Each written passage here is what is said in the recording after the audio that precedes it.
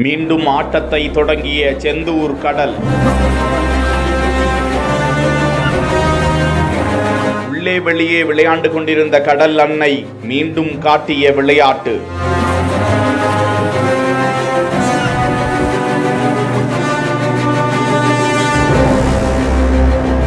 அறுபடை வீடுகளில் இரண்டாம் படை வீடான செந்தூர் அருள்மிகு சுப்பிரமணிய சுவாமி திருக்கோவிலில் கடல் நீரிலும் புனித நீராட ஏராளமான சுற்றுலா பயணிகள் தவறுவது இல்லை.